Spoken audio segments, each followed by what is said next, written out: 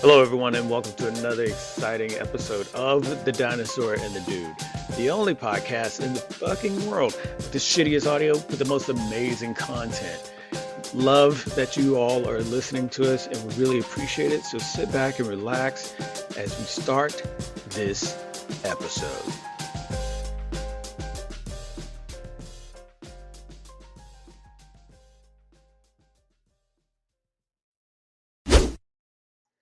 Okay, so this episode we're just gonna do without promos. We're experiencing some ridiculous technical difficulties. No excuse, just letting you know. This is why we're on the phone this time.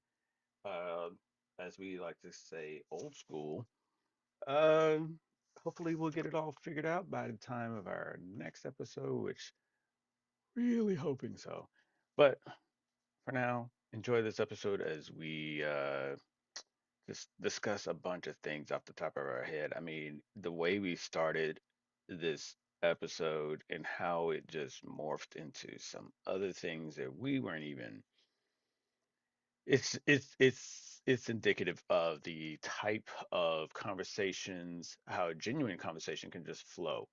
And again, we don't have any script or particular questions that we are scheduled to answer. We just talk about something, one thing, and then it tends to evolve into a whole nother thing that goes on and on and on. So hope there's a nugget in there that you enjoy. If nothing else, just to hear how other people think about certain things. Um, if that's what you're into as well. So thanks to everybody that's listening, by the way. Noticing different locations, the different numbers going up. Really appreciate everybody in Ireland. What? Uh, and also in Michigan and Seattle, Washington. Thanks a lot. All right, you can check out more, as you know, on TheDinosaur&TheDude.com. Let's get into this episode of shenanigans. How's your throat? Doing okay. Yeah. Doing okay. Mm-hmm. Yeah. I got my throat lozenge in. Mm-hmm. So I'm just taking it. Yeah, I may cut out for just a second. Hold on just a second. My neighbors, they're renting the house, and they are throwing a fucking razor, and I'm just God, shut up, dude. You're done with those people. Yeah, like I don't live in an apartment for a fucking reason, okay? Right. Yeah, it's like this is the very reason. The very reason. Right. So now my dog is underneath my desk, just shaking in her boots because she's so freaked out. They're so loud. I don't know which one of them over there is the bitch, but one of them is the bitch, and I think it's a guy because he has been screaming like a little fucking bitch this whole time. And I'm just wondering, like, is it nap time or what is going on? I don't know who is the bitch. I told her, she goes, do you want me to go over there? I said, well, you might need to, because if I go over there, I'm going to ask them who's the bitch. Which one of you is the bitch? Like I know. One of you screaming like a little goddamn bitch right now. I know. So what do you need? Diaper change? You need a fucking snack? You need a bottle? You want a titty? I don't know what you need. Figure it out. That ramped up. You need a diaper, snack, or titty. That's all we have on this airline cart. Diapers, snacks, and titties. Like, either that or a fat lip. One of the two, I mean. Which is your preference? I'm going to need you to shut that fuck up, though. That's all I'm going to need you to do. Which is your preference? Not to sound like I'm an old-ass woman. Yeah. Hello, I'm an old-ass woman. But if they don't shut the fuck up in the next hour and a half, they're going to get the cops called on them and a knock on the door by two very angry lesbians. Yeah, I forget what the time the cutoff time is around here, but it's like if somebody goes after that cutoff time, then yeah, the police can be called for noise. And with that, hey everybody, welcome to another episode of The Dinosaur and the Dude. We're doing it old school because I'm having technical issues, so we got to go back to the back to the way we used to do it, which is over the phone like we always have before we got fancy. Yeah. Yeah, so glad your throat's better. Yeah, that was rough. Yeah. That was very rough. I don't have ginger ale tonight. I got water. Oh my God. Do I need to Amazon you some or DoorDash or some shit? I was kind of ODing on them. I was kind of banging them out, and so. That's a lot of sugar, bro. Yeah, that's what I'm saying. It's like, okay, let me do water tonight just to give my shit a rest. Do you like how I had your rap though? I was fixing a DoorDash. Yeah. No. I got you. I got you. You need something. You tell me. I was just gonna say I don't want to skip over the fact that you were about to DoorDash me ginger ale, though. I appreciate that. I'll be like, yes, expedited processing, please. Thank you so much. My man is fucking thirsty over here. He's not. This is no. He needs this. Send it over. Yeah. It's been at least 4 hours. He's about to break fucking loose on somebody. Right. Check it out. He needs it now. Stat. Yeah, ID. Stat. Yeah. So, real quick, I guess just before we get into that. Okay, you know what? Never mind. Real quick before the real quick. Here's the disclaimer. Before we get deeper into it. Here you go. All right. So. All right, hit me. Don't actually hit me. Okay. This is for everybody that's like checking out the episode 20, the previous episode, whether you're listening to the audio of it or you're checking out the special version that's on YouTube. Which is amazing. So either way. Just some disclosure for everyone to know. One, we're not sponsored by any of the games that we were talking about or any of the products or anything like that. It was just genuine conversation that they were being brought up for reference and for association between what the dinosaur and I were talking about and the gamers that we were interviewing were talking about. Two, if there was some confusion with the banter and whatnot, I thought we kind of touched on this, but after listening to it as many times as I did, I was like, okay, well, maybe we needed to clarify that in the beginning, was that Calamity Gal is your wife. Yes. And so I think that might have been missed. And it's like, I don't know. For me, it's just I assume it, like yeah, right. Hello. Right, yeah. Not a big deal. Right. And so, but neither one of us is in a relationship with Maniac Gecko. That's just no. For clarity's sake. In fact, we're in the United States, and he's in Nova Scotia. Well, there can be some long distance relationship that somebody's having, and since you're already you're gonna jerk off in a cup and send it to them. Yeah, since you're in a relationship, I will go ahead and say it's not me. So. Yeah, I think that was just something that was like, oh, well, we didn't really emphasize that in the beginning. So just letting people know that's where the level of banter between you and Calamity Gal goes, because you guys are married. Also, mm-hmm. I mean, if you get your fucking panties in a wad over something that we said, mind the disclaimer. So there's that. Mm-hmm. Mm-hmm. Was that rude? No. That's what it is. No, that's what it is. I think also there was, again, because we have no affiliation with anything. It's also with the stories, and but our mentioning of Inquisitor Ghost. We didn't get into the story of that on purpose because I really didn't want that to be what. An Inquisitor Ghost? What's that? Yeah, that was the person I was telling you that I was saying in an interview that, as you were putting it, unalived himself because of the pressures they were getting from people that were that were harassing and bullying him through it. And so we had that segment where we were talking about it, and he's on screen for quite a bit. That's, you know, where we're saying R.I.P. Inquisitor. That's him on screen in the cosplay that he was known for, and that they were trying to make a skin of in the game to memorialize him.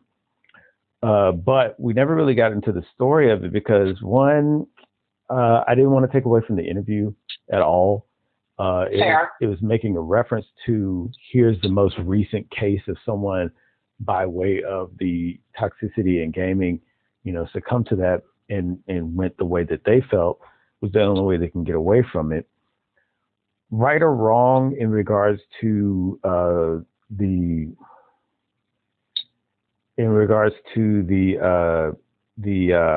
details in the case. We didn't get into it because we didn't want to leverage any of that or come off like we were milking anything.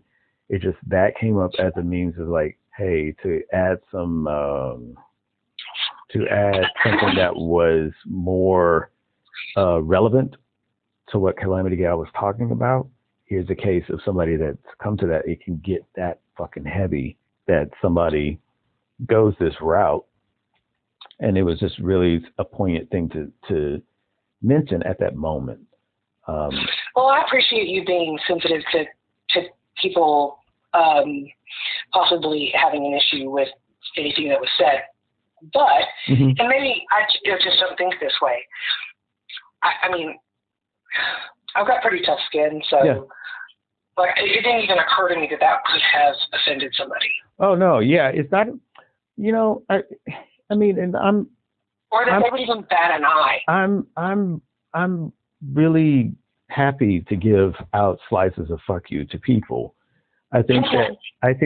Oh, I have an unlimited supply of fuck you for people. I think for us and for the Dinosaur and the Dude as a whole, the brand, you know, if you will, I don't want us to get caught up in, because there's a lot of, especially on that case, there's a lot of back and forth going on with it in regards to, well, he did this, he did that, and these people were outing him and this, that, and the other.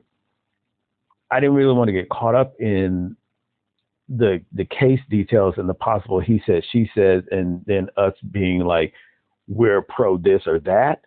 It wasn't about that as much as it was by way of the gaming community.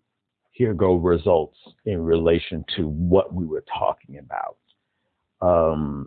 You know, was in it, and so that's the thing. And then I, you know, listening back on the recording, I did say, and I did say Elder Scrolls Online a fuckload, and it did come off like. But that's okay though. But it did come off like. We say Ginger around a lot too, but whatever. Yeah, you know. But it did come off like, is he getting paid every time he says that? So I'm like, no, because trust, if Elder Scrolls were paying us, we would be Elder Scrolling this motherfucking Elder Scroll up. I'd be scrolling Elders all over the damn place. Oh, yeah. My car would be fucking wrapped with Elder Scrolls. Yeah. Yeah, it wouldn't be a moment where you said, I'm looking for a game to play. You would already have it. Because we are. And the same thing goes for Vigor. It's not a matter of like, so a lot of times, you know, people get caught up in this whole thing where it's like, oh, they run a podcast, they must be getting sponsorship about that. We get shit. Okay, know that. Yeah. Know that the moves. Okay, know that. The only we are so not even getting. Oh my god, I can't even get what we're not getting. Like we get nothing in doing this, but the pleasure of being able to do it together. And it comes to being something that kicks off and becomes something huge. You all listen to her. Then awesome, but at the same time, we're not really like. She's looking at that as being the goal as much as like we're not monitoring the charts. You know what I'm saying? I mean, well, I do have the analytics for you. You see it up on my screen right now. I think though, but what I was going to say to that was like it's because I'm really wanting. I don't want us to be to where There's nothing that we're we're giving away okay. as So advice production-wise, we or are one of step a away matter from of a fact string and that a can you as should far as go out in the figuring out world how to get and this do your all own thing. together. We're basically saying But at the same, we're not but at the same responsible time, I for want it whatever to be fuck the ups best that we can you produce. And experience after so I listening. leverage I all get a the high Trying to quality do whatever strain. you want. yeah, I leverage That's all on the you. tools that Okay. we All have right. No, available. So if we're on she'll finish out YouTube, I the want it to rest of be the best the of what we disclaimer. can produce on YouTube at the time.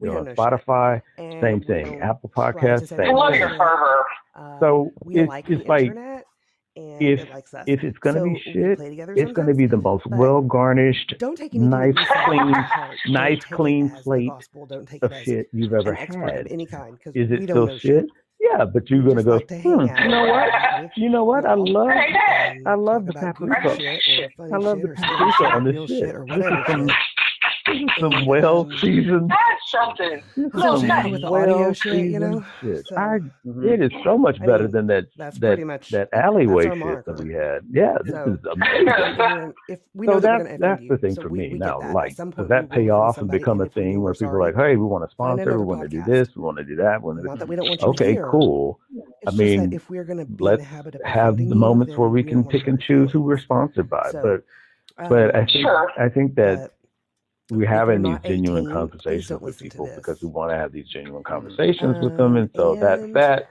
and that's what we do. I think that might be it.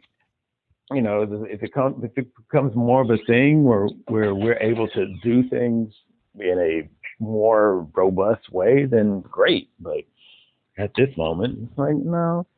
So just clearing the air with that, because it was like I don't want people to really. Weird. I want people to really enjoy the content, not really try and look between the lines and try to figure out. Well, they said vigor this many times, so they must have a quota. So to that, here, I'll just squash that right now. Okay, you're gonna squash it. Because, y'all, okay, if y'all don't fucking know us by now, Mm-hmm. then you need to fucking be kind, rewind, and go back to the motherfucking beginning. Okay, the beginning. We're not fake people. Like, Yeah, we're just okay. not. Like, what you see is what you get. Mm-hmm. We are like total WYSIWYG, you know what I mean? So. That's windy. Yeah. So to think that, like, oh, we're trying to hide something or we have some other fucking agenda. No, we don't. Mm-hmm. You know why? Because I can't remember it, okay? Yeah. Assholes. You I wouldn't. can't fucking remember. You wouldn't I remember wouldn't the agenda. remember that I was in a that I was trying to, like, I don't know, like, get over on someone, you know? Right. I wouldn't remember it. The master plan. Yeah. So, I mean, Good. nobody's thinking that. Yeah. Nobody is. The master plan of. The thing that was saying is that's not even possible with me. I mean, I'm allergic. I just cannot. You couldn't carry through the master plan of getting over on people. No. I couldn't even remember that there were instructions written out. You know, I mean, I couldn't even do that. Wait. We had a plan. Like, I'll write it down for you. Right. Keep it No, I'm just saying that if there was a master plan, I'd forget that there was. Like, why don't you look at the instruction manual? Fuck me, there's an instruction manual. We wrote it out? Huh. There's an SOP? Right. Okay. Oh, okay. Wow. Wait, what does SOP stand for? Yeah. Okay. Right? Okay. Oh, hell, I didn't take a gummy. That's okay, though. That's all right. That's all right. But I'm good. I'm just vibing. Anyway, yeah, it was great to have that. I hope that we can have more interviews with people. Hopefully we got a few more in the works, but we're still going to do it the same way we've always done it, where we're just putting out raw content. I mean, anything else to show that behind the scenes even more. None of those questions we have written in that interview was even. I didn't even write any of those questions. That was like straight off the top of my head. So, oh, for sure, me too. So it's just but I feel like it's got to be that way, because then that just exudes a conversation. It just permeates. It's just a clear, pure conversation. And I feel like if we come in with all these questions, then we've got a list of things to do. Right, and then it's not a conversation, it's an agenda. Right, yeah, there's that, and then, oh man, we didn't ask this one question. What do we do? It's like, okay, if you if you just have a genuine conversation, you're gonna start it and end it in a genuine way. That's how it should be. And so I think. Here's the thing. Okay. I will say I do not pre-write down questions, but because my memory is absolute total shit, I always have a notepad near me. Sure. And if something in the conversation comes up, I have to write it down so that I'll remember. I might want to mention that. Yeah. So, and that's just because I can't fucking remember shit. No, that makes sense. That makes plenty of sense. I wrote down some stuff for the potential of part 2. So that we can have some stuff like, okay, we talked about this in the first one. I'd love to, if we get more people for part 2, I'd love to explore this some more with a broader audience, It was some things that we probably won't revisit again because it was something that was specific to, Calamity Gal and Echo.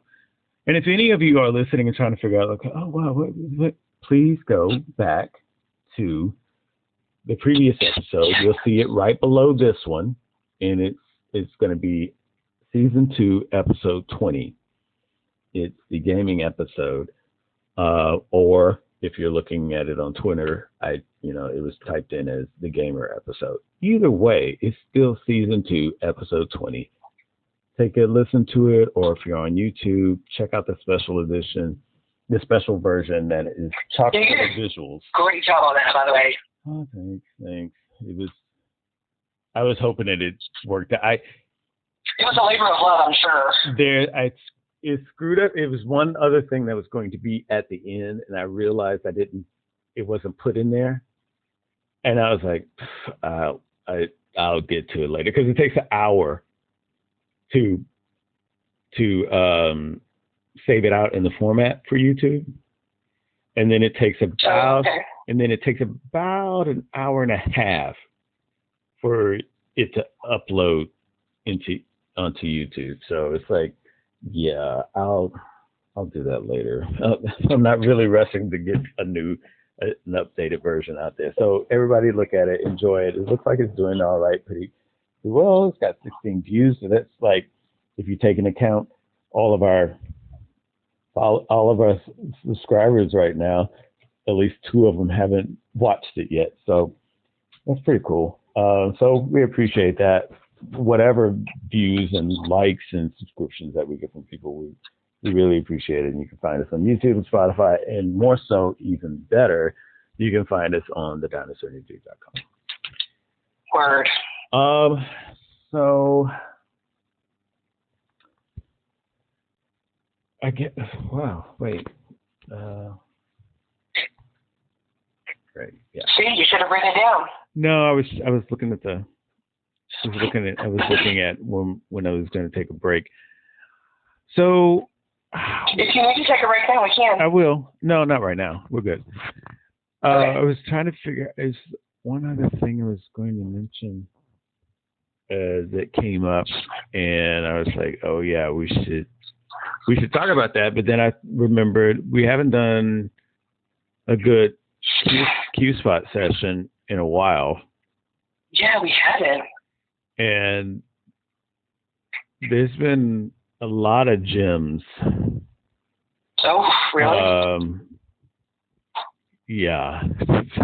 That's the best way I can put it, as gems. It's just people are stupid. That's one direction you can drive the car. They are just really. No, I'm just saying people generally. Yeah. Stupid. Q-Spot or not. Yeah, they do. And there's 2 chances are I'm talking to you. They do check the box with that. It's a funny thing of where it is something to the effect that Q-Spot is there and people are really like living on the responses that people give on that. And there's a lot of confusion with the thing that comes up a lot for us in our feed and notifications with it is there's a lot of people that just have I just have no clue, absolute confusion when it comes to religion and when it comes to LGBTQ plus ampersand. And they'll just throw out things like, "Oh, I'm not transphobic, but I don't agree with the transgender movement." Okay. Are you going to judge me? I mean, I guess if you're wanting to be judged by it. I mean, is that an invitation for like roast me? Yeah, exactly. Game on. Yeah, exactly. I think that. So, in that whole thing, I think it's like is it? I guess that's the question I have for you then. Is that a thing where somebody, do you feel like it's something that where you can not be against something, but like I'm just going to use the word because I can't think of another way of describing it. The movement of something is something that you just don't agree with, or you just get you're done with it. You could totally not see a need for it, but people are just bandwagoning the fuck out of it, because I think a lot of times some people want to be they don't want to be on the wrong side of something so badly that they join up with something so that they're just in it for right now, and then as soon as it dies down, cool, they're not going to try and keep it going, They're just gonna be like, "Hey, yeah, I'm gonna champion this with you," and then when it dies down after a year and a half, it's like, "Oh, okay, cool." Do you feel like there's stuff that you see that it's like that? Because I can see stuff like that. I mean, I can see it for a lot of stuff where. And it's not just anything. You're not just talking about Quora. Right. I'm not just talking about trans or anything LGBTQ. I have that whole thing with, fuck it, with fall. I like, do people not know that you could make pumpkin any the fuck thing you want throughout the year? It's not about the fall, but people it's like, "Oh my God, fall is here. Now I can have pumpkin spice coffee, pumpkin this." Like, you can get that same spice off the shelf any year. It's not really the way a pumpkin tastes. It's just like, it's not any of that. You can get that. It's on the shelf at any grocery store by you. Right. But people freak out like, "Oh my God, I'm going to spice coffee and blah, blah, blah, whatever." Also, the same thing with Christmas trees. Yeah. Truly. If you love Christmas that fucking much, keep one up year round. That's nice. Blow your fucking wad. There was a person I never approached this person. I never saw them, and I would just pass by their place, and they lived in apartments in this area I was growing up, and it was like June, and they still had their Christmas tree up, still had it lit, and it would be lit and it would drive my parents specifically my mom, insane. I could see that. She'd be driving by. "I cannot believe they still have this Christmas tree up. It is way past Christmas. You're supposed to have it down." A tree is just a tree. Yeah. It's a Christmas tree when you put Christmas ornaments on it. Right. I have known people that they keep a tree up year round and they decorate it according to the season that it's in. Yeah, which I'm good with that. Day. There's hearts all over them. Right. Especially now that they have those trees that you can pick which color you want the lights to be. Right. It's an LED remote. You can program them. Yeah. Exactly. Mm-hmm. So, like Valentine's, St. Patty's Day, Easter, Memorial Day, so like red, white, and blue or whatever. Or, like Trump 2020 or fucking right. Or, like put flip-flops on it for fucking summer. I don't care. Anything.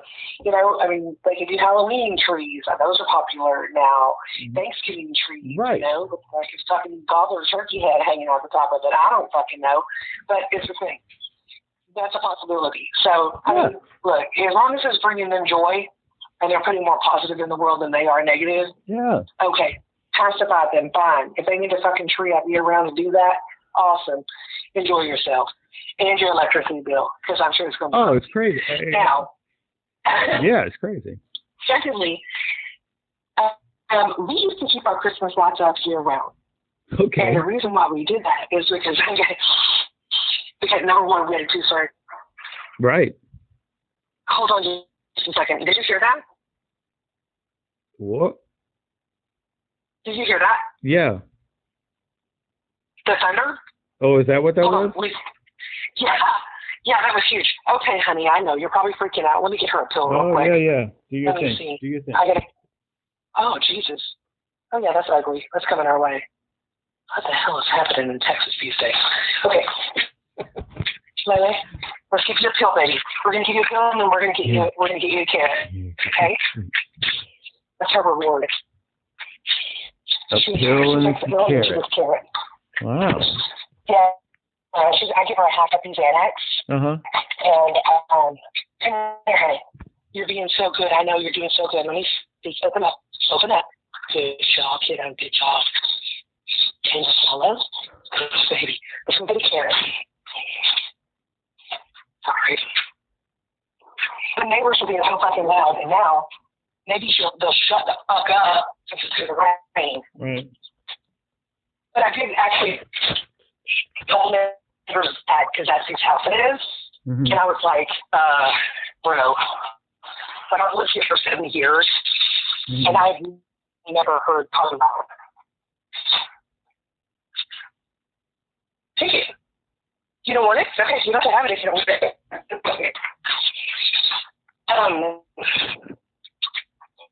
And we used to have these like raging alcoholics that lived next to us. And they would party fucking all night. They never once got that loud. Yeah. Okay, I'm back. Sorry. Yeah. So, group house. So in high school, we had a two-story house, so it was hard to get them down. So we just left them off, and we just got them off. But what our parents didn't realize is that, like, we kind of lived on the corner, like, kind of a little bit off the ways. Like, if you were driving down a side street with the lights on, you could see which house was ours. We used to have some fucking parties when our parents would go out of town. And we would be like, if the Christmas lights are on, then we're partying. Oh, and so we would just turn them on, and like fucking droves of people would come over. Okay, so it was code then. Yeah, and they didn't want to take them down, and we were fine with that because that was just like a beacon call. Yeah, I wouldn't take him down because it's like, oh God, the beating of putting him on a house and taking him down. It's like I knew a guy. He was like what you were mentioning in regards to the lights, but he would put lights on his house for every holiday. So the Christmas lights he had his house wrapped in Christmas lights. And for that I used to have to suck back in the day because you had to change them all yourself. Yeah. Now you can just get those jelly lights or whatever they're called. You can program them or whatever. No, this dude, he would go on the ladder. He would purposely go out. It wasn't too old school at all. He would go out on the ladders. It's during the 2000s or whatnot. So he would go out, find them because he wanted those, as you were saying, he wanted those old school string lights because he wanted to be able to change the bulbs out the way he wants them. So he had strings. He had a string of lights per holiday. Oh no! I don't know. I don't know. Much. I don't know where he was stacking this in his house, but he literally he's hoarding lights. Because when you think about it, there's only so many holidays you could probably use the same lights again. Like, so he had Christmas lights, New Year's lights. Which is what, green and red? The Christmas lights, yeah, they were green, red, blue, and white, yellow. They were pretty, festive. But and then green and red, and he had the white icicle type dingle. Then he had New Year's lights. Okay. New Year's lights were going to be the same little sparkles, the little ice. They're like the little animated sparkles going down, and he had white. They were white lights. Then he had. I'm going to skip the holidays. Okay. I'm just going off of memory. But he had all green for St. Patrick's Day. He had orange and black for Halloween. Brown and brown and orange for Thanksgiving. He had pink and white for pink, white, and red for Valentine's Day. Pink, white, and green for Easter. He had every holiday. 4th of July, red, white, and blue. That's a lot of commitment. Yeah. You know what I'm saying? That's a lot of commitment. Because some of those is just I couldn't do it. Because some of those is just for the day. Like you were saying, and he would have it up for the day and then down the next day. He would not. Yeah. And I was like just like that? Yeah, and it was like, okay, and he would get up early. He would get up late. He would be up there late so that in the morning when he got up, the lights. Like no one ever saw him changing the lights. Yeah, they were no done. one ever saw no this. fucking elves were doing it. No one ever saw this dude changing lights. They just were always stuff. He wasn't changing his hand, motherfucking magical elves going out there, fucking changing them bitches. And the next thing you know, you wake up and it's Halloween. It's like, how do you get all the Halloween stuff out there and the lights? Okay, you know what? As long as you're not out committing crimes. So there's things like that, but people do that kind of thing. I totally get it, and it's stuff where you're like, okay, cool, that's your thing. I think though, if people leave it at that and not try to control somebody's thing, then it becomes where people can be people. But when you get to where somebody is like, okay, but we can't because we're bitches.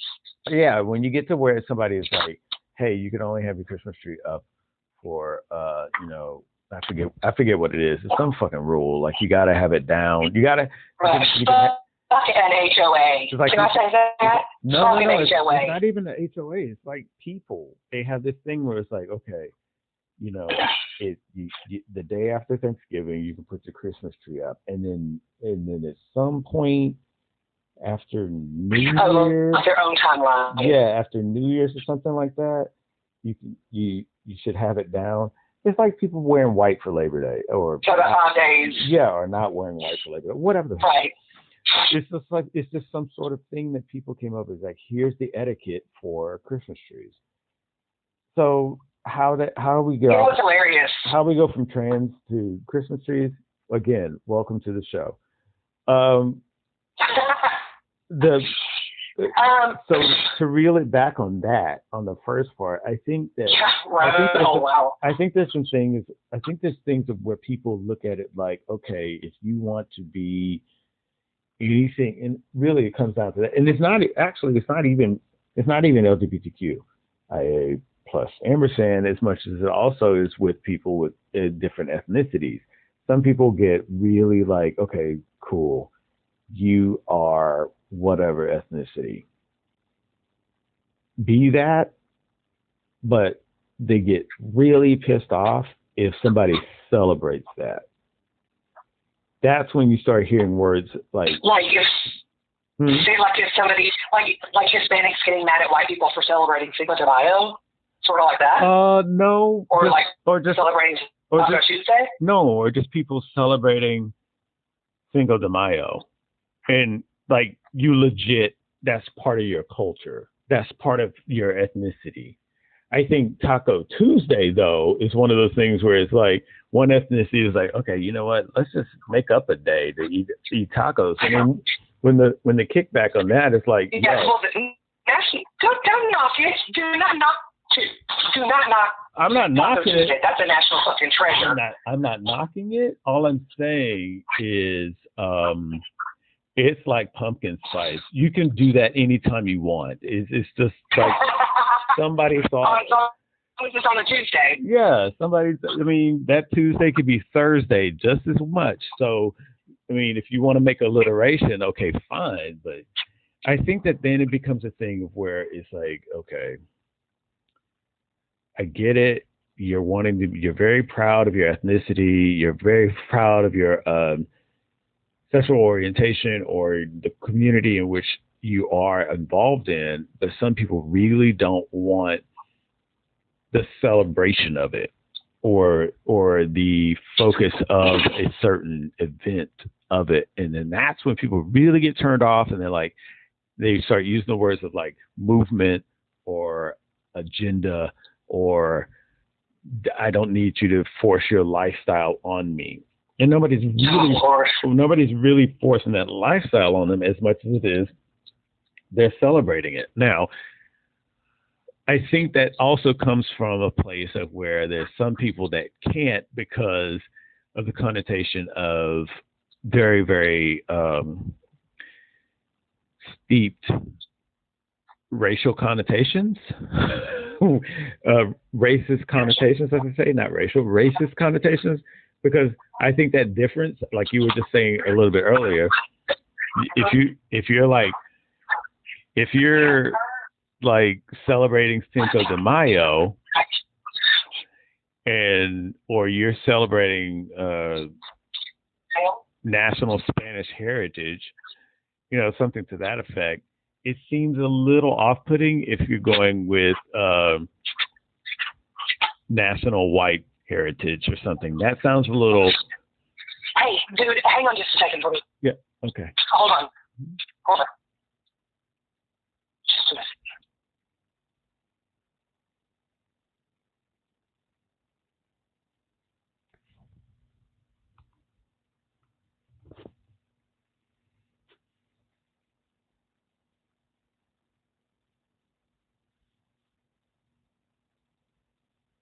Okay, I'm back. Sorry.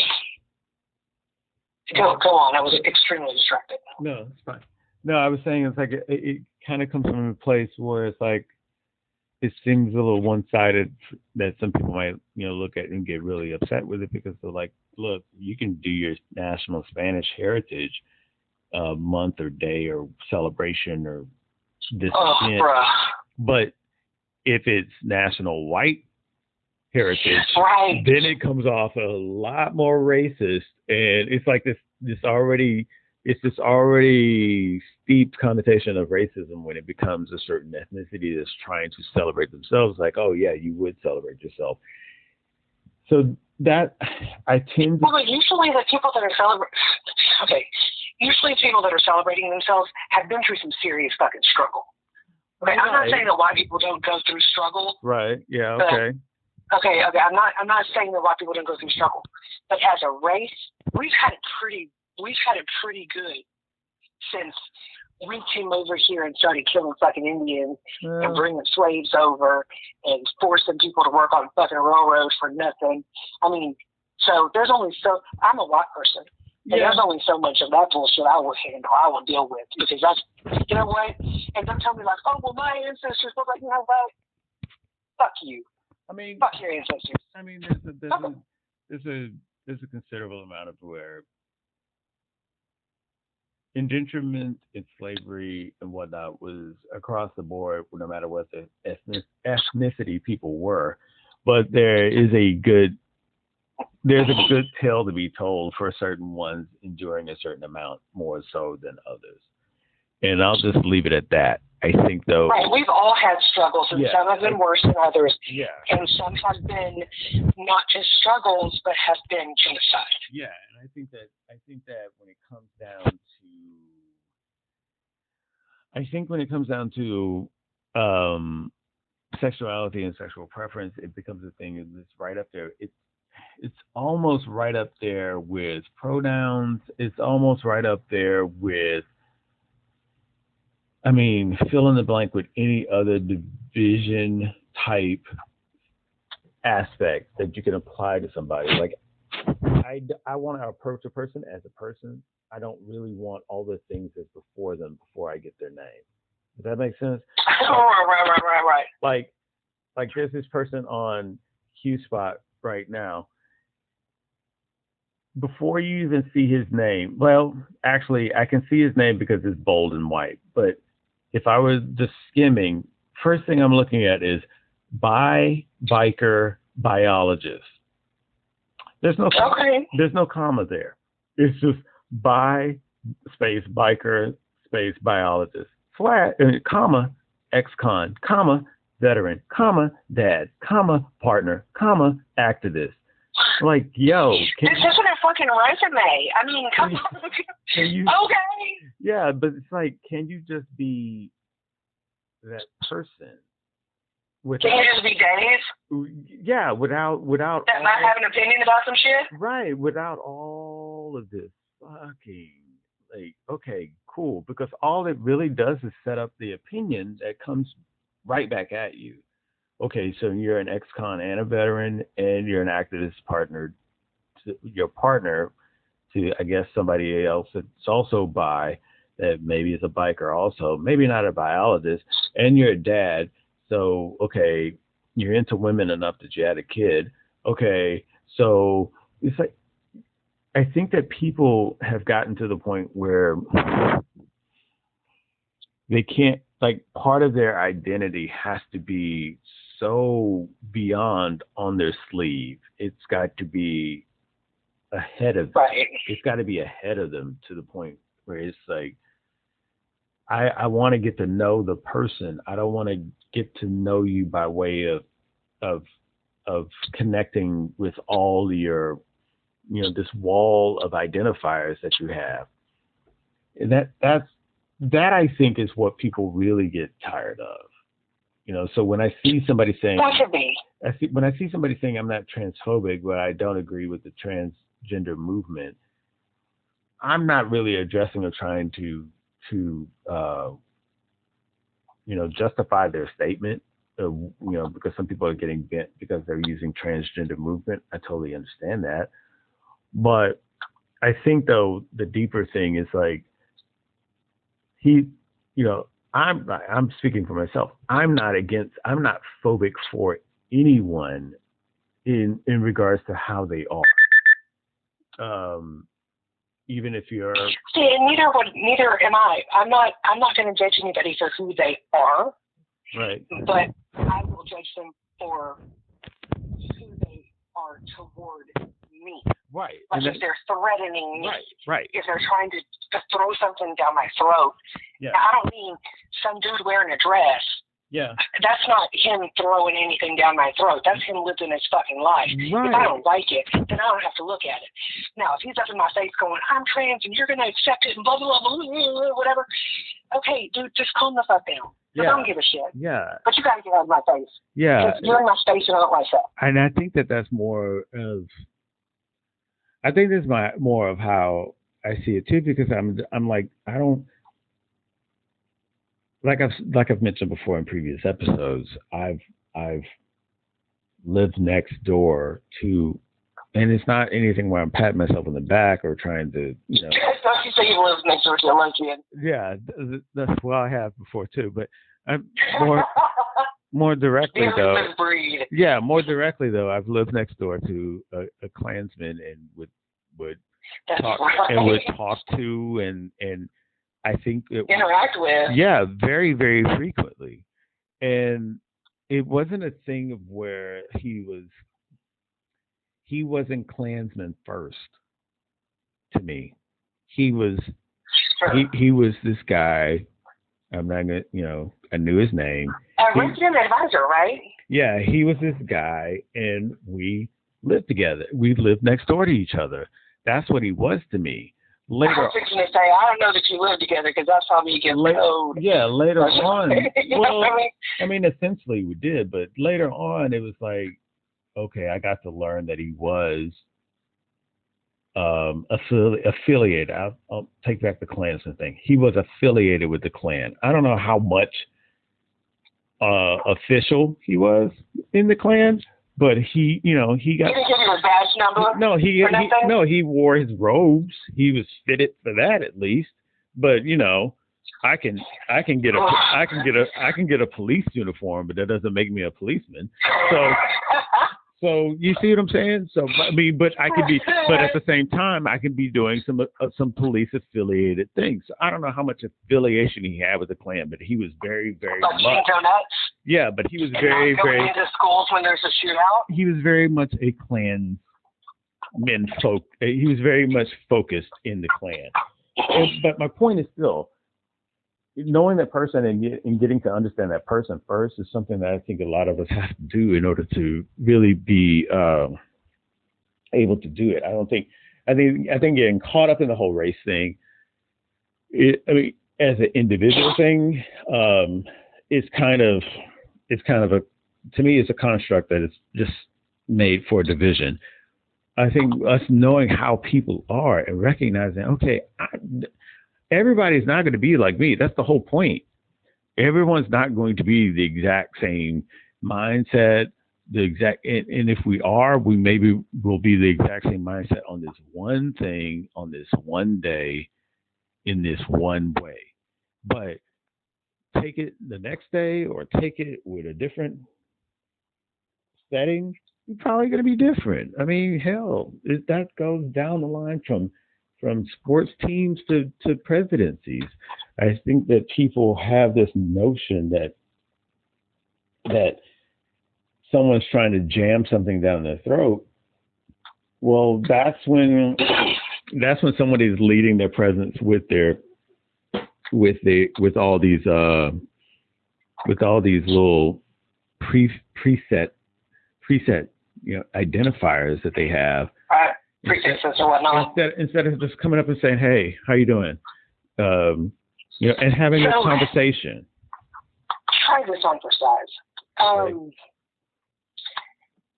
Okay, so with the internet, people can find, if they market themselves correctly, in a very short amount of time, people can find other people with like-minded interests, right? Yeah. So like Mr. Biker, fucking whatever the shit he is. Biologist. Right. So if I was into motorcycles and I could obviously tell, like, if I like motorcycles, I like biology, and I was bi, chances are, we got some stuff in common, right? So. Yeah, at least those three. And so, right, you could group up, you could find people with like-minded, things, similarities, easier with the internet. Now, back in the day, you couldn't do that. There was no way to wear your shit on your sleeve unless you literally tattooed that shit up on your sleeve. Right.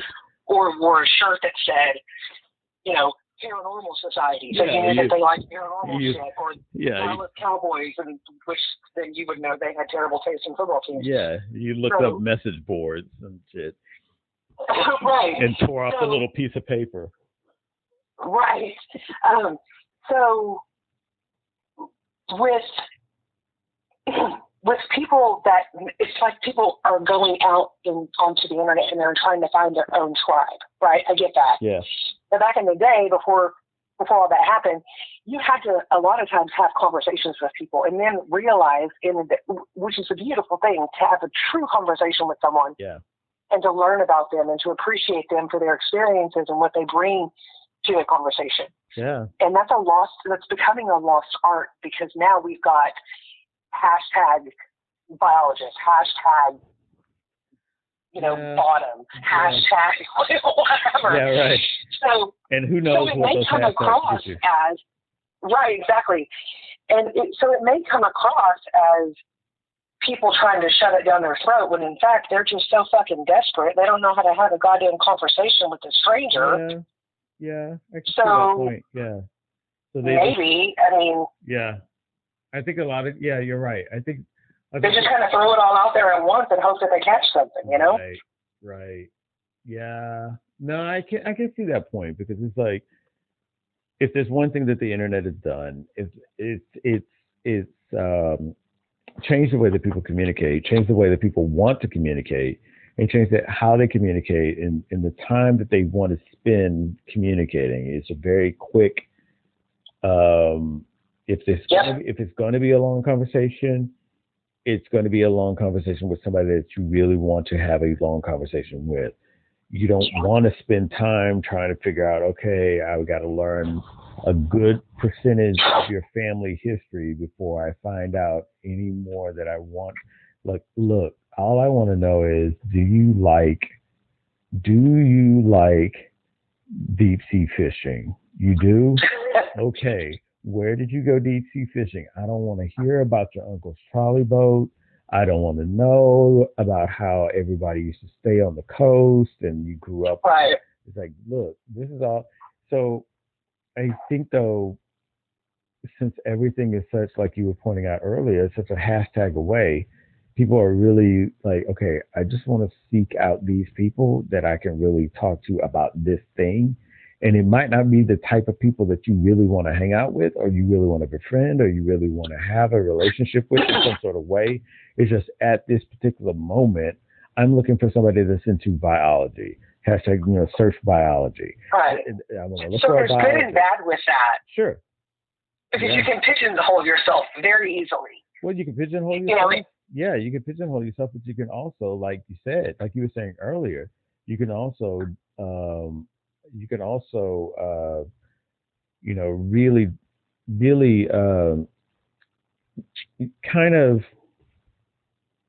just make your communication level very diminutive in the sense that you're not really exercising those communication skills anymore. Right. It's a different type of communication skills. Yeah, I mean, you're only wanting to talk about this one thing. I don't want to explore the facets of a conversation. Like, say, for instance, right here, we started off with this one statement that this person that said on Q Spot. From there, we went into Christmas lights. We went into ethnicities. We went into racial divides. We went into. Well, have you met us? But really? But I'm saying, though, we went into that, then we came back to trans, and then we went back into, and now we're over here on how people are searching for conversations. That is the example of a free-flowing conversation. But if your conversation skills have degraded to where, look, I'm only looking for this thing. I'm only looking for this type of contact and communication with somebody, and after that, I'm out. And if you can't provide that, I don't want to talk to you. And then you have the ability of not just doing that, but you could also block those people. And now you don't even have to worry about them being able to interact with you again. Whereas what you were saying. Right. So pretty much you can customize exactly who you're going to be interacting with, which can be a very dangerous thing because you're going to lose tolerance for those people that you have adversity with. Right. But also, it seems as if when people get on the fucking internet and they're throwing hate speech around, when people group up, they feel more powerful, and then I can do, just like the whole insurrection thing. Probably not one of those people would have tried to storm the Capitol by themselves, but you get a group of them together, and then they're starting to hype each other up and stuff.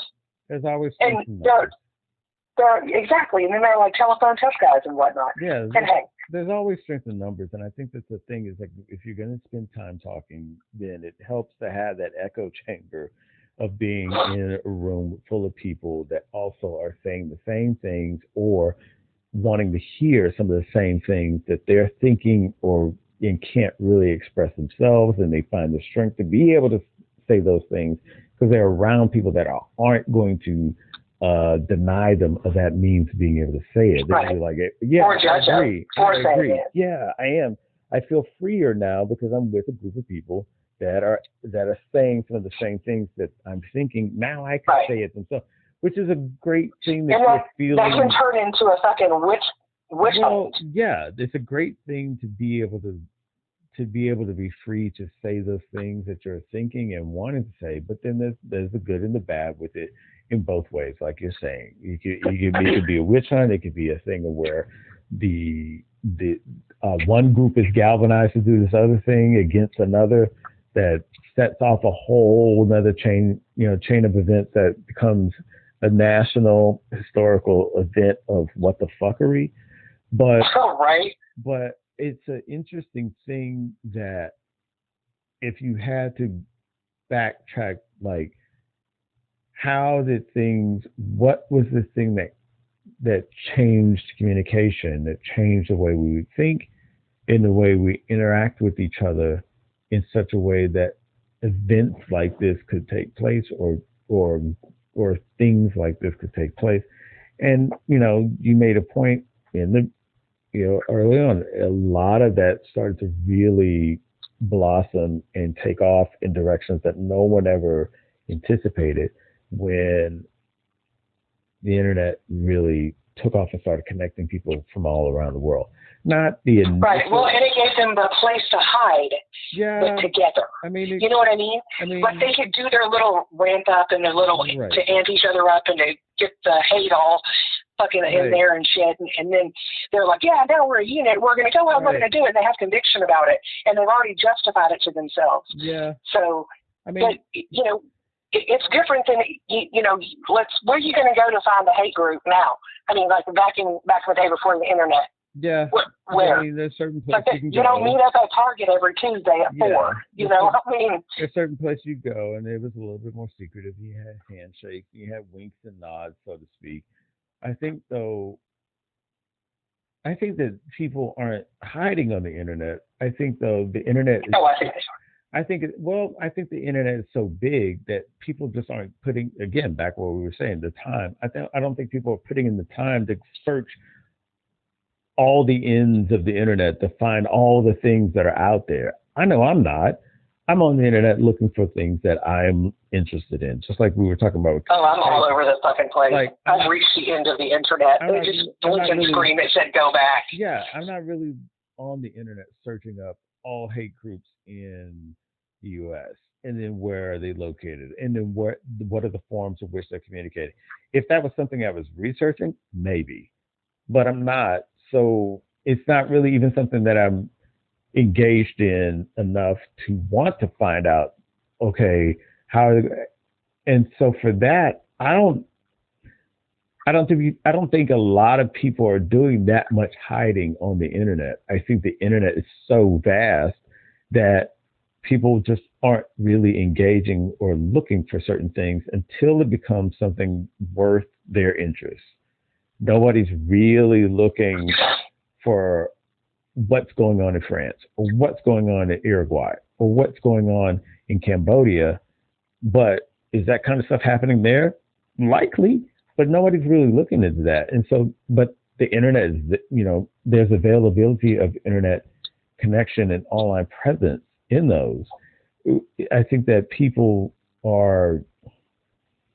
I think for all the vastness of the internet, people claim their little holes of it, and that's where they live.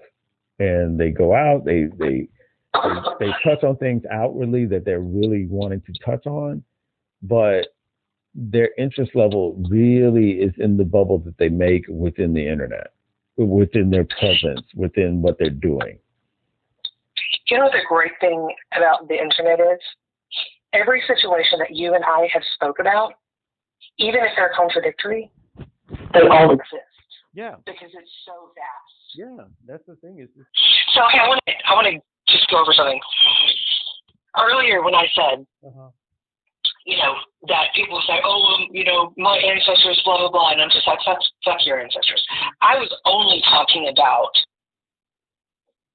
what I consider the race, which is white, with the least amount of generational struggle and adversity. So that's what I was saying. Like when people are like, well, we lost our farm because the railroad came through or whatever. Oh, fuck off. Like, I don't care. Did you lose your entire family? No. Were you beat almost to death daily? No. Were you forced to work? No. So shut the fuck up. That's what I was talking about. I wasn't referring to any other race, any other, anything else. Yeah. And I didn't know. I mean, when I was thinking about it, and I thought, fucking hell, I hope it didn't come off that way. But I just wanted to make sure that people understand. I was not talking about anything other than white people, because it drives me fucking nuts when white people are like, well, yeah, well, what about, my ancestors too? Shut the fuck up with your ancestor shit. Yeah. I just don't have a heart for it, and I'm not. I think that's a different thing of where people, when they get tired, for lack of another word to use, when they get tired of that, the rhetoric of things being used, because it's almost something that's being put on replay as a reason, it's justified, I understand. As a reasoning for. Well, as a reasoning for justification of how they are or the way they are towards other people. I think that's where it becomes kind of, especially if those people aren't even around for the things that they are saying, that they're holding others accountable for. Right. Like if somebody's like, well, my grandfather, blah, blah, blah, whatever, and I'm like, oh, great. Well, that was your grandfather's struggle, not yours, okay? So, shut the fuck up. Yeah, the great-grandfather or the great-great, whatever. I mean, because I'm really more inclined. So, little history lesson for everybody that missed all the other episodes where I might have referred to this. Wait a second. Are you fixing to tell us that? Go ahead. I'm far more of a mindset of, like, I've been always more so where I recognize someone's ethnicity than a race, solely because I've never, like, even as a kid, I was like, none of that makes sense to me. Because it really was one of those where especially with me growing up in a family that had what other people would say were of different races. And I'm ignorant enough that I'm probably just saying race and using everything in that, like ethnicity and all. Right. If that's the word that associates what it is that you're trying to express, then we all do. We all use the vocabulary that we have available to us, and then maybe along the way we expand on that vocabulary. But the meaning of which we are expressing ourselves is only within the vocabulary that we can use. For me, it was like a thing of where I think I've made the reference before. It was like if you go into the UN and there's all these different shades of people, that's what a family reunion was for me. And it was like, yo, isn't this the people that you would say are white? And my folks were like, yeah. Okay, well, how? But so we're all related? Like, yeah. Okay, well, and isn't that was that a point of contention? Yeah, because it was always this division. It was always these divisions where, okay, well, you're this color, so you are these people. You're this color, so you are these people. And I see. I can't wrap my brain around that. We talked about it before. Yeah, I see these people with Martin Luther King Jr. and I see these people that are hosing them down. And then next thing you know, we're at the same family reunion. Okay, wait, we all share the same name? Okay, wait. So you're my grandfather and your grandfather are the same? Okay, wow. So why are we fucking about? What is it really about? And so I was really keen. And again, this is just me expressing my observations. It's not trying to pat myself on the back or anything, but I was always keen about the fact that a lot of this stuff is constructs that are set up that people want to have, because there's always this thing where I look at it like what you were saying a little bit earlier. There's strength in numbers and there's strength in a group. And really these downtrodden people are downtrodden a lot because there's a little bit of, it's not even a little bit, I'm being facetious when I say that. It's a little bit. There's a lot of power structures that are in place that are only there unless, like, if there was no one to put down, there would be no one above that other person. So that power structure is on the foundation of these downtrodden people. And when you start to see this, it's like, okay, these people that are, the other color, they're just as downtrodden and living in the same neighborhoods or same shanty towns as these other people, and they're not being looked at as being above in any way because the same boot that's on that person's neck is on this person's neck. It's that big. So it becomes a thing of where it's like the word race is almost a thing of where it's looked at that because that's the only thing that is articulated in a way that reaches an understanding for everybody. Like you can go in any part of the country and say that, and people are like, yeah, I know what you're saying in regards to the division of people. But when you look at how that division is done, and in certain areas, a lot of times your skin color doesn't play a factor at all. You're just in a fucking piss poor neighborhood, or you are just poor for the sake of it. I mean, it's like poor is equal opportunity. It's really not something that's coming around only for certain people and passing over others if they have a certain skin color of it. I think though that when you're saying race, I totally understand what you're saying, even though I apply it differently. But when I say race, I'm really like, look, the person in Yugoslavia is the same as it is for me, because that's just a matter of climate and exposure. Now, some people can come with the history books and say, no, this all started in Africa. I'm not refuting that. And it all did this. I'm not refuting that either. I'm just saying that there are things at play that make sure that those divisions are ingrained generation after generation after generation after generation.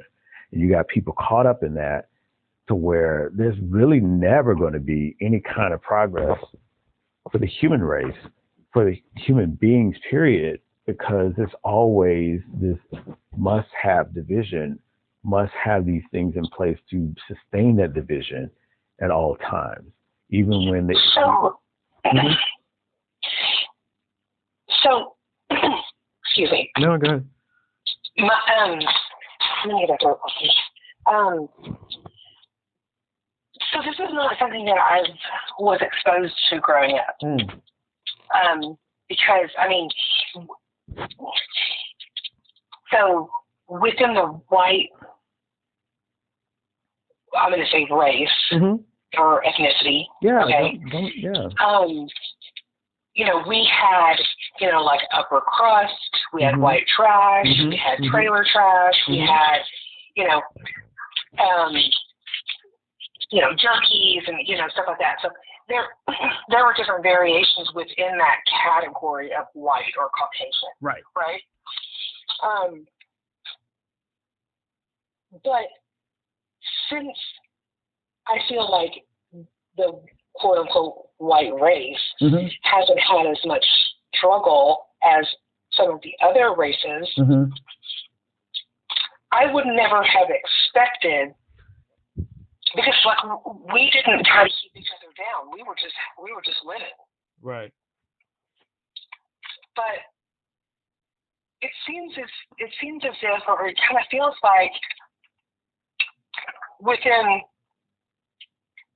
what you're talking about, there is almost a competition of leveling within that race. Is that is that what I'm hearing? Yeah, I mean, because you just said it yourself. There's white trash. There's the upper crust. There's this. I guess that's true. But like there's a means. Yeah, that is true. Yeah, there's a means of where, you know what, I'm going to distinguish myself, and by way of distinguishing myself, it is because I know I'm better than that. I'm better than, white trash, or I'm better than this, or I'm better than this junkie, or, whereas well, I was about to say something, but then I realized that you can be. I was going to say you're not born a junkie. Well, no, technically you can be.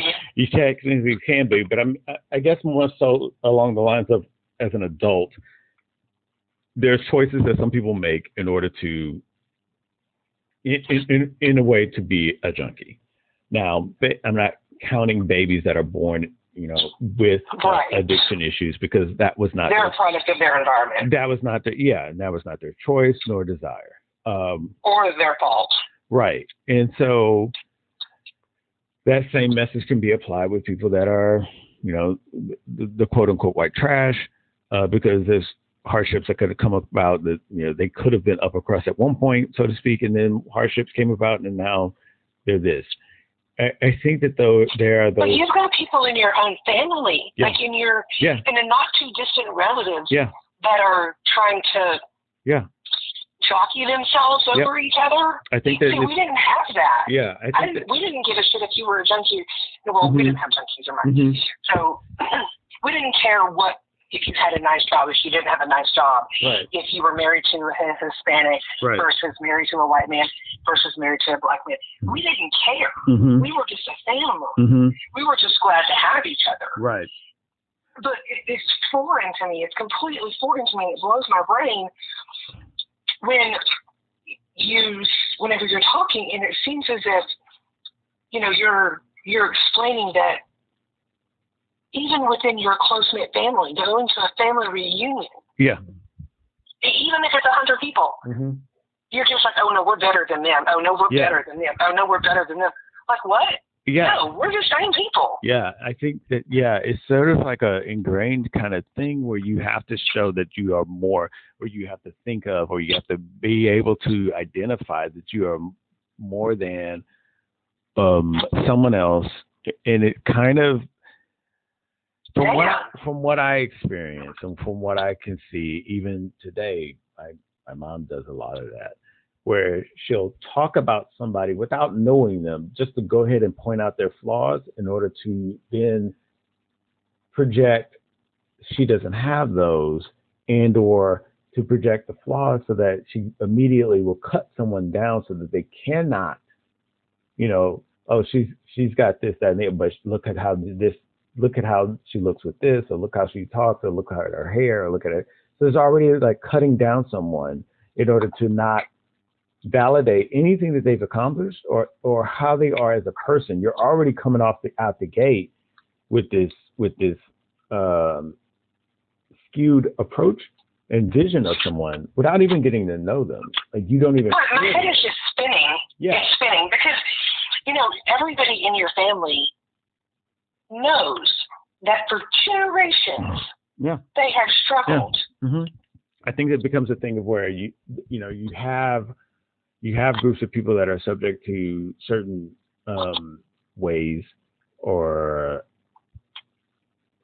dare say oppressed in some sort of way. They then echo that onto another group or within their own group in order to show that they're beyond it, or that they're better in some sort of way. Is it validated? None of it is really validated. None of it, because a lot of times what I've pointed out to even my own family members or other people that do it, the very thing that they're pointing out about someone else is the same thing that they don't want to address about themselves. So they rather point it out on someone else to say, look, she's got bad complexion, because then they want to strike first, so that very thing is not addressed. But everybody has flaws. Right. Everyone has flaws. Exactly. And for the fact that if you go about that with and towards people, you're never really accepting people. I mean, that's just a person that's never really going to accept people. Now, right. They're limiting themselves more than anything else. Now, broaden that out to where you have that in multiple families across the country, and you can see where there's like this ingrained mindset of thinking of where you're never really wanting to engage, understand, communicate, fellowship with another person, especially of a different ethnicity, because all these preset thoughts of how, who, and what they are is already in place. And I think it takes a big step to get from that and to fall on your face many times, experiencing stuff with other people in order to start engaging with people that you probably will have far better relationships with than if you were to stick within the mindset of the people around you that are already trying to hold down. Like, they don't want you to interact with other people because they know that's not going to be beneficial when they have no proof of that, but that's what's in the head. Is that fucking exhausting? It is very exhausting. It is very, oh my God. It's very exhausting because time and time again, I've seen that's not,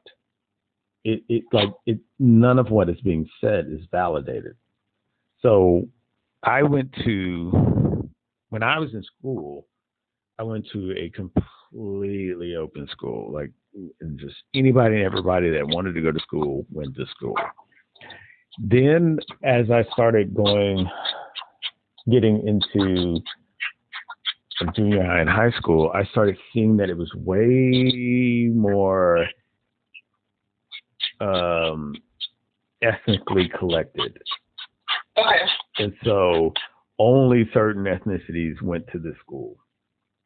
And now some people can say, well, that was all that was in the neighborhood. No, not really. I think that sometimes things, there's a lot of things at play that keeps ethnic groups together within cities. With that, again, that's why people refer to zonings and whatnot. Mm-hmm. And the schools are there to cater toward this, as well as law enforcement and other city services.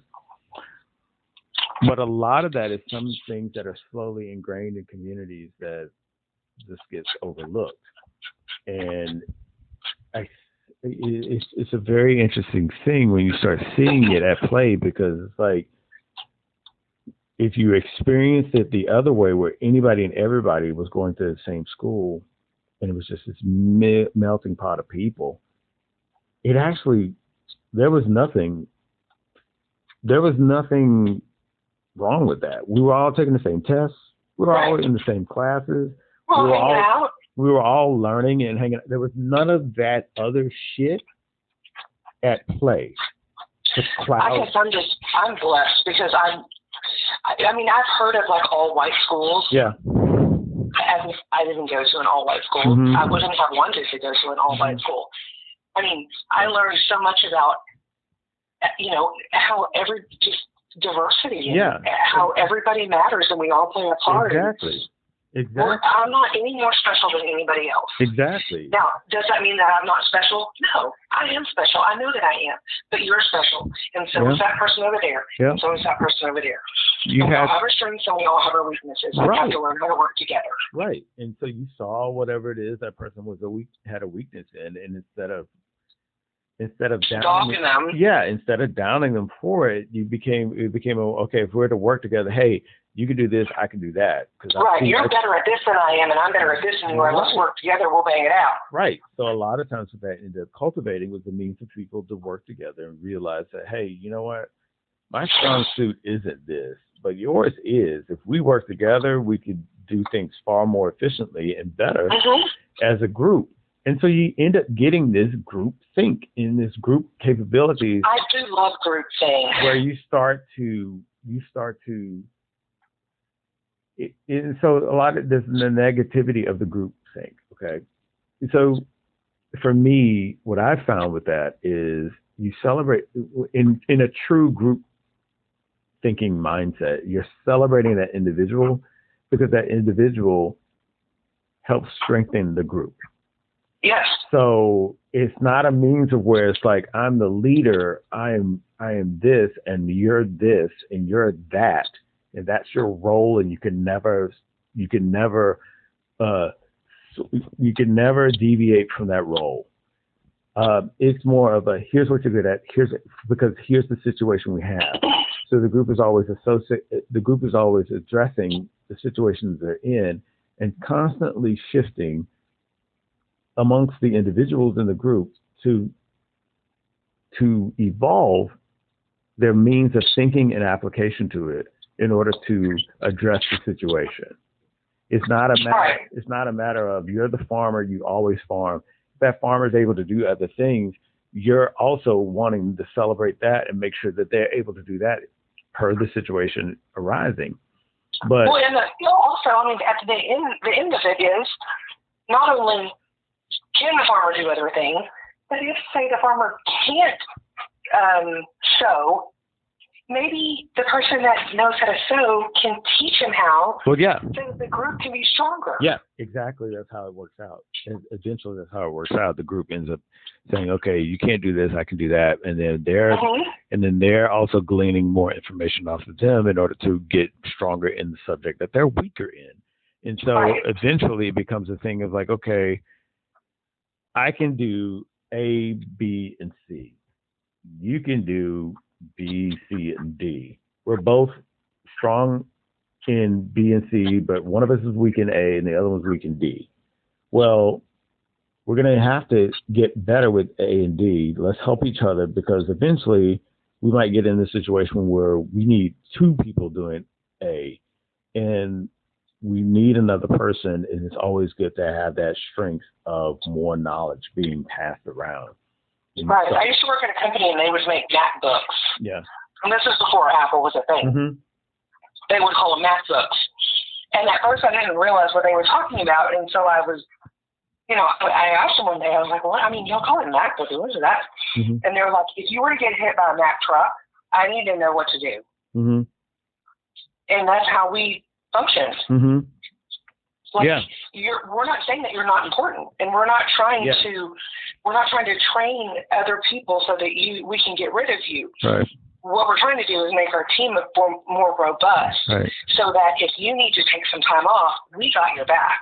Right. And if I need to take some time off, you got my back, and it's not going to be a strain on the team. Right. It's just going to be something that we do, and we pick up and we carry on until you can come back and join us. And take back over your subject matter, the areas that you're a SME, right? Right. Unfortunately, the way that has twisted is you're good at this, I'm good at that, and this is what we do. If I try to learn anything of what you're doing, people now have this assumption of offense. Where it's like, oh, why are you trying to learn what I do? Are you trying to do what I do? Are you trying to take my job? Are you trying to take the thing that I'm identified here in this organization? Because it's not really a group anymore. It's an organization. So it's like, okay, if you're trying to learn what I could do, then you must be trying to get my position, and vice versa. It's not a matter of, well, no. I'm just trying to, if something happens to you, I want to, something's going to happen to me. Like, okay, so I'm about to get fired then. Oh, okay. I see what you're, okay. No. And so then you got somebody that's going to show you a half-ass way of doing it, or people used to do when recipes were exchanged, and they would intentionally put the wrong ingredient down or leave one out because they didn't want someone to know exactly how to do what they are known for doing. So it becomes that kind of mentality where no one wants to do it. And then also, even worse, it becomes a thing of where it's like, I'm the farmer. Okay. Yeah, you're the farmer. All right. And then if I have kids, you're the son of the farmer. You're the daughter of a farmer. Okay. And what we do, we farm. Well, I want to be able to do that. No, fuck that. You're a farmer. Don't go out. Right. And so people are also taught, don't go outside of your lane. This is what you're here for. This is what you do. Your dad, your mom, your whole fucking family, they're farmers. That's all they do. That's all they're going to do. That's all they ever want to do. If you have any ambition outside of that, you will not be supported. And another thing is like it just keeps people in place, and the division is in place, and you just rinse and repeat that for generation to generation. I think the whole thing of like groupthink and strong groups, that's what made survival really a key thing, because a lot of people knew how to do a lot of fucking things, and it was just for the, it was, you know, if everybody got killed off and there was only one person, then yeah, okay, that one person is able to survive. But if it was a group of them, that whole group is thriving. I mean, you know, for a fact with bushcraft and prepping, there's a lot of skills to absorb in order to pull that off successfully. Right. And from the conversations that you and I have had already, you're like, I want to get this community together. And I was like, oh wow, yeah, okay, you want to get a community together? Yeah, so that you can do this, they can do this, he can do that, she can do this. Right, we can all learn from each other. We can, you know, the whole goal is to just live in harmony and to work together. So, you know, you were talking about, hold on, let me get a drink.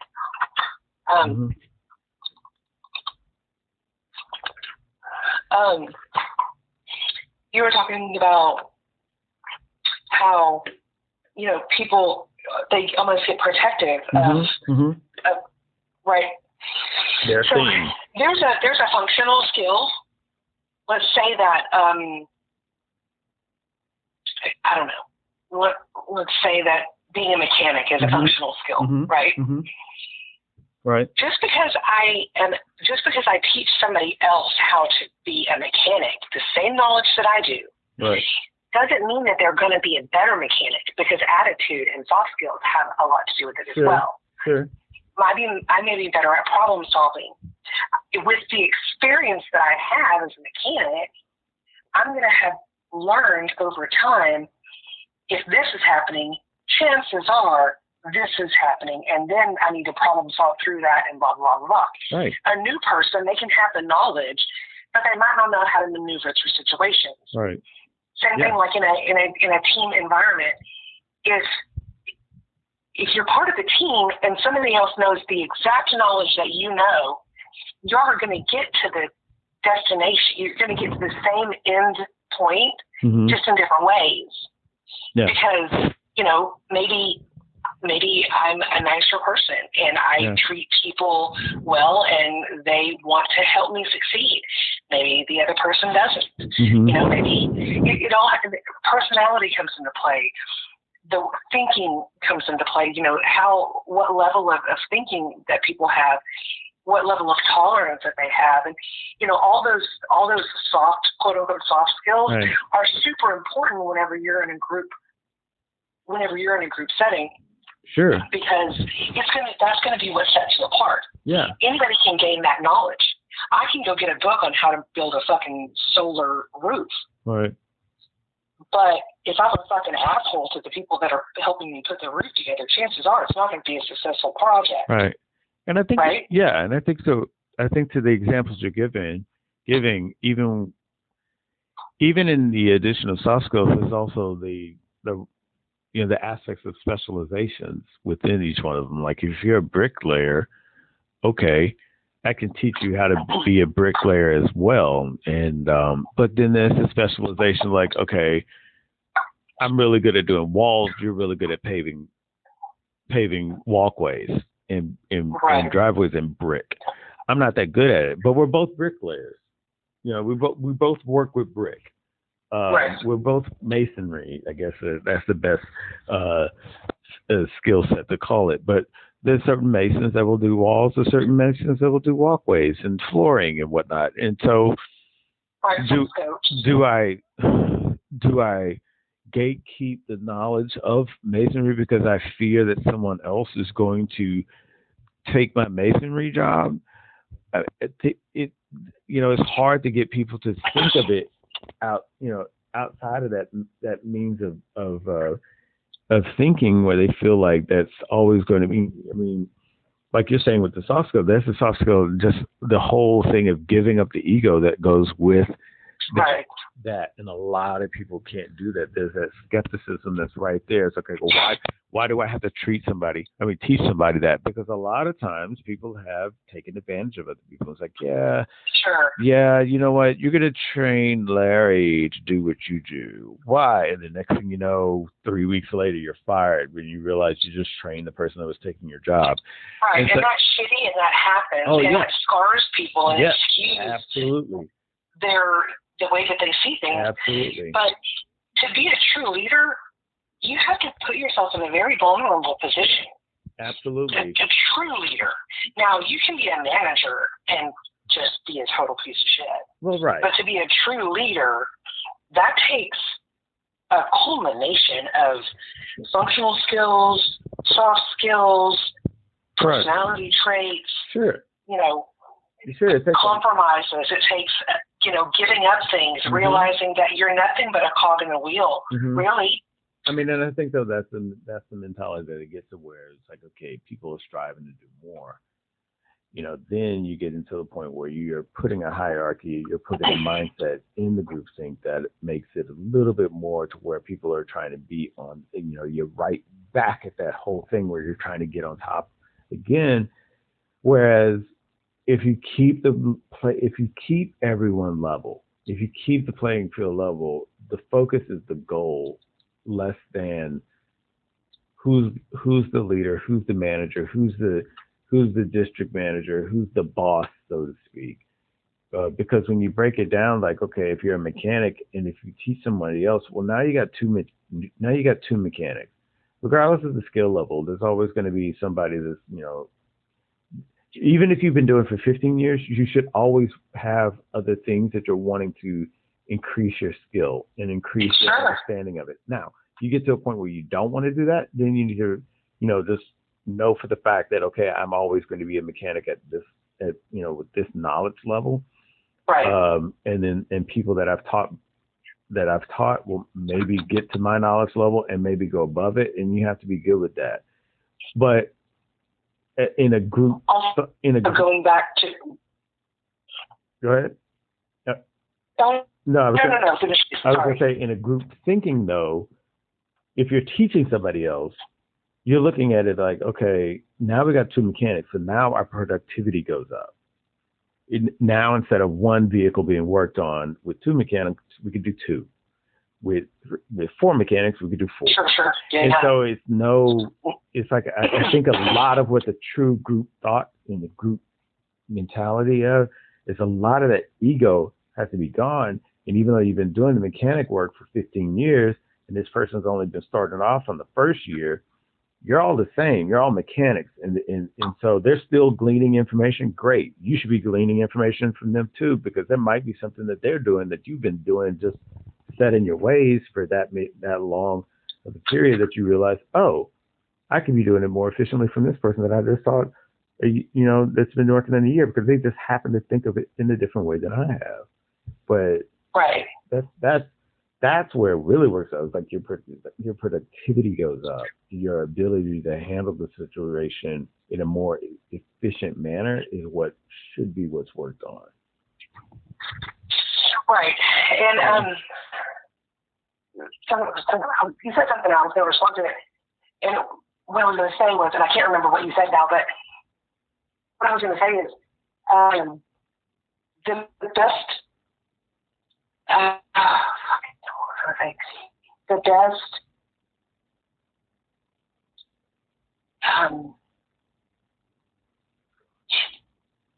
way I feel the best way to be a leader is where people don't recognize that you're the leader. Like they don't just walk in and go, she's the boss, or she's the boss. Right. Because you're in the trenches with them. You're right beside them. You're doing it. You're just keeping everybody together, keeping them pumped, keeping them going, whatever they need. You're running, you're expediting. You know what I mean? Right. And there's some people that can't do that.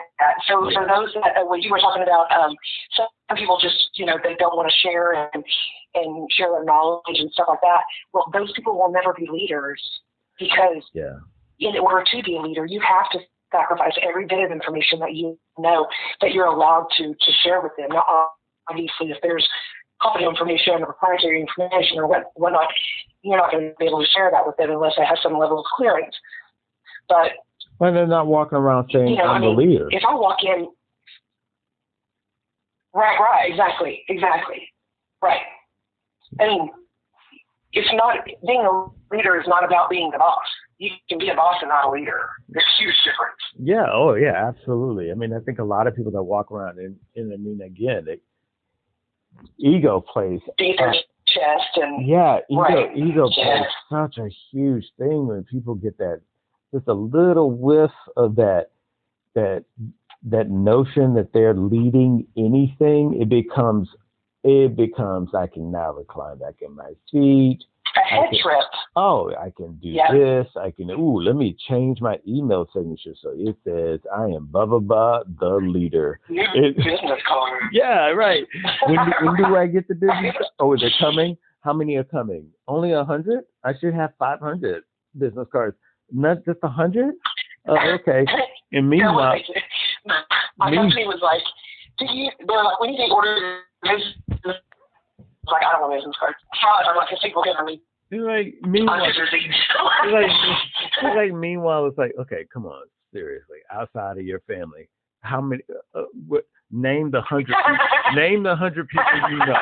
Name the 100 people that are going to get this card. These are going to sit in your drawer for the rest of the time you're here. Stop it.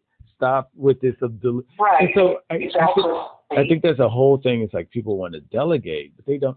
And for me, like anytime I've ever been in a group, I've always said that I want to know enough about what everyone on my team is doing so that I can have a conversation with them, because everyone speaks their own language in regards to what they do.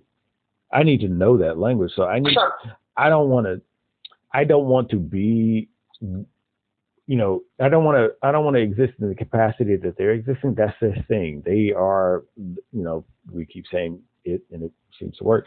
They're the mechanic. Okay. I run the garage because, I've been working here and now I'm managing this garage. I need to know something about mechanics. I need to know something about electrical. I need to know something about tire ordering, so that when I talk to my mechanic, I can talk to them in the way that they're, hey, what are we needing? Oh, we need to get this. Oh, yeah, you need those? Okay, so how many sockets are going to go with those? Oh, okay, great. Do you want this type of lug nut or you want this? No? Okay, cool. I'll go ahead and get those. So what else? Let me know. Same thing with the electric. How much wiring do you need? Oh, you need that? Okay, what batteries? Oh, you don't? Do you think I should get these batteries or those batteries? Okay, great, cool. Right. I'm not trying to take their job as much. I'm trying to make sure that I'm articulating their needs. You're trying to support them. Yeah, because that's the part of the group that I'm trying to help fulfill. And so by doing that, I think that then shows respect. That's a beautiful thing. Yeah, I think that shows respect to those people. And then they also open up and want to say, hey, man, come check this out. You want to learn a little bit more about this wiring? See, this is what I mean by why we need these batteries instead of those. This is the difference. Oh, really? That's the difference? Cool. I really appreciate you showing me this. This helps me understand this even more. And it becomes a thing where it's not even... Well, I learned that if you... Go ahead. You learn what? I was going to say, I've learned that in a situation, even if you are the quote-unquote leader or the team lead or whatever, if you actively try to involve people in the management decisions, then they'll be more empowered to give a bit more. Yeah. But if you try to do things over their head just because you're the leader, then they're not going to feel like they can just fully rely on the process. That, and you're disrespecting them. Oh, you're already implying that I wouldn't be able to understand what it is that you do, clearly, because you're the manager. Okay, fine. Right. So now there's some disdain between them. But if you're breaking it down like what I was talking about a moment ago, the communication level, again, this efficiency, the communication level between the group grows to be so much more efficient. They're able to communicate so much better because now I'm able to talk to the mechanic, to the electrician, and to the parts orderer, all in ways that we have a means of understanding each other in the language of which they are more inclined to speak. And it's right. And it's a good practice to get into. Yeah. Even if that's not going to be part of your job. Yep. You just have to learn how to speak with your team. Yeah. And then from because that, you're a part of it. yeah. Too. And if and it's like, okay, you're tasked with interacting with the customer. Now I can articulate all the stuff that the mechanics talked about, the electrician talked about, and the part order talked about. So the customer has no clue of what it is. They're interacting with my group. And I'm saying to them, okay, this is why we are needing this, and you need that, this, and this. And the electrician and the mechanic is going to need this much time to do this because we got to order this, blah, blah, blah, blah, blah. And so I think that example is great in regards to a group sync for situations like that. When it comes to different people and ethnicities and whatnot, I think that's a scary thought because dude, I wish that we could have been on a team together. We would have fucking killed it. What are you talking about? We are on a team. It's called The Dinosaur and the Dude. Hey, everybody. That's fair. Same team. If you missed any of it, this is what you're listening to. Go to dinosaur&thedude.com. But what I was going to say is, little injected plug. No, I mean like in a work situation. Yeah, no, I get it. But I think, though, that type of thing that we're talking about is very scary when it comes to people, because that is like, yo, now these people are really self-sufficient. These people are really doing things in a very progressive, positive, efficient way. And that means that... Oh, yeah, if you're insecure in any way, shape, or form, it will fuck you. That means it's less control. And that can be applied to that group of people. And so if that's a thing that it goes beyond the boundaries of that's been applied by way of what is considered to be race, and people start to see, okay, that's bullshit. And if people start to see, okay, ethnicity is kind of sort of bullshit too, and it's really just a matter of where you grew up. And you could, if you would have grown up, if you would have grown up in Kentucky, but you also grew up in China, you would be Chinese in one, and you'd be Kentucky, and you'd be I think it's Kentucky in there. But you could look the same, you can look the same. I forget what comedian it is too. He is ethnically he's Chinese, but he grew up, I want to say, in Kentucky. And he always starts his skit off. He used to start his skit off with, okay, everybody close your eyes. And people would close their eyes, and he would start doing a skit and say, all right, now open your eyes. See, you didn't think you see an Asian, did you? And it's like, yo, this is where this dude grew up, and he does not sound. It's one of those things where it really puts front and center people's stereotypes, because it's like, okay, he's Asian, but he clearly grew up in Kentucky, and he has nothing Asian in his voice or in his mannerisms or anything. Yeah, I grew up here. I don't know anything other than this. I wonder if his family fucks with him, or like gets, like you said that your family don't fuck with you and be like, you don't sound a certain way. I mean, I wonder if that happens to him too. I mean, I think for he's an older at this particular point, but I think his family is like, yeah, we moved to Kentucky for a reason. We knew our kids were not going to be the stereotype. We can try and keep them, knowing the language and whatnot, but they're living and growing up and associating with people in Kentucky, and they're a product of their environment. I think people are like that as well. And Sure. it's a good example of like, look, you take somebody from here and you put them over there, they're going to assimilate with their environment. What does that say about race? What does that say about ethnicity? And it becomes a thing of like, look, you get along and you assimilate with the group that you're in or the environment that you're in, and how that environment accepts you or pisses on you or loves you or hugs you. That's a whole nother thing. But I think that those types of barriers are in place to, restrain people from being as amazing as it can be if we were all together. And I've seen so many examples of where people are functioning and doing amazing things, and none of those barriers are in place, and none of those barriers are enforced. That it really kind of is really kind of sad, because then you look at where those are in place and it's like, yo, it doesn't have to be that way.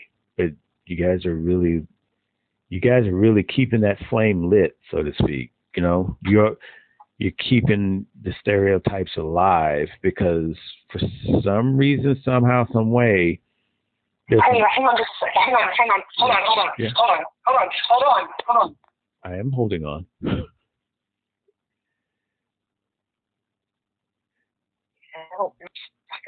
Explosion outside. Sorry. There was an explosion outside? Sorry. It's fine, I think. It sounded like one, but I'm not sure what that was. Anyway, I think it's fine. Okay. I'm sorry. No, it's okay. I was just like, oh my God. No, you're like there was like an explosion outside, but I'm fine, I think. Like, oh, you had me. I think it was an explosion. Yeah, you had me until you said, I think. It's like, you might want to check on that. It's booming out there. You can't hear that, can you? No, but you are breaking up a lot, so I'm assuming that it's fucking with a lot of stuff. But no, that was the whole thing. It's like, yeah, you're breaking up a lot too. Yeah, I think it's just the interference with a lot of that going on. There's some storms all over the place. Storms. Do you have storms too? Storms are all storming in the stormy area. It's like, oh, fuck me. April showers bringing May flowers, things, storms, not hurricanes, tornadoes. Thunder. Fucking hell, that's huge. Well, you go shelter in place. Okay. You go shelter in place. But no, that was it. I mean, I think we got a nice short and sweet episode. Really. Yeah, we had some good conversation. Yeah, it's just like pow, pow, pow, pow, pow, pow. Really rapid fire. Thanks, Q-Spot, for that, whole trans comment that got us on all this about group thinking. I think it is a good. Right. I like the topic because it bleeds off into so many different things, and it just exposes the fallacies. I love a good rabbit hole. It just exposes the fallacies of a lot of things. It's like, oh, God damn it. If we just broke from a lot of stuff that we kind of keep alive, like we keep alive so many things that really, if you just sit back and think about it, it's like, why the fuck do we keep that going when we know nothing is shown? Yeah. We know that nothing is shown that there's a benefit for that thing. Why do we keep that going? Why do we keep it going and just change the name? It's like the same shit, but we're going to change the name and it's going to be so much better because all we did was change the name. But it's really not. All you did is change the name. It's not. So many people that don't like change, so. It's like people that don't like change and people that feel like that person did it wrong. But if we do it my way, that thing that sucked it will be better. I mean, by better, I mean it's still going to suck in the beginning. But if we keep at it, it's going to get better. It's going to be a better suck than the suck that we're experiencing right now. Trust me. The current suck. Yeah, the current suck is bad. But the new suck, oh my God. The future suck is going to be not so bad. Oh my God. Right, yeah. Oh my God. Let me tell you, the new suck is going to be so good Like 500 people are going to get new jobs. It might not even suck. 500 people are going to get new jobs with the new suck. Trust me. There's 500 of you out there. They're going to get new jobs. That's how good the new suck is. Okay? The old suck? No. New suck's where it's at. And with that, everyone, thank you for listening to our episode here. We really appreciate you, giving us your time and your ear, checking us out. Be sure, like I said earlier, check us out on TheDinosaur&TheDude.com for all of our merch and all of our social media and all of our shows up. Episode 20 is up on the website as well. You can find us all over the social media shitholes of the world. And if you don't know, be sure to completely fucking understand. And she's the dinosaur. She's over there. She's dodging lightning, and I'm the dude. That's me. No, it's. Sorry, I did say it, but this audio is just fucking terrible right now. I don't understand. I don't know either. But I'm the dude. I think the sky is falling. In the sky is falling. And so, thank you all. Remember, love yourself, because we love you pretty hard. Pretty hard.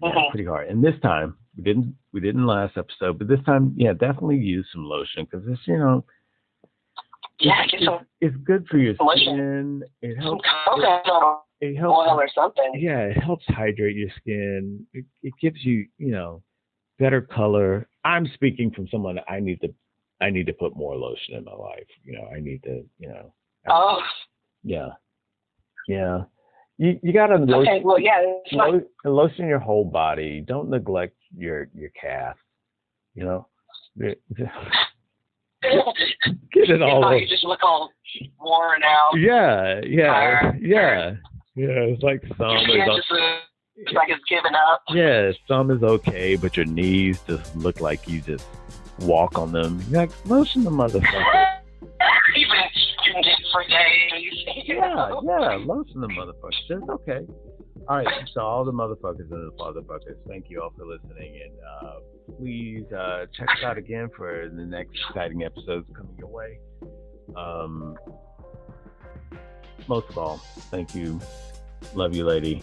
Thank you. Go shelter in place, and I'm just gonna go hunker down. Yeah, go do that.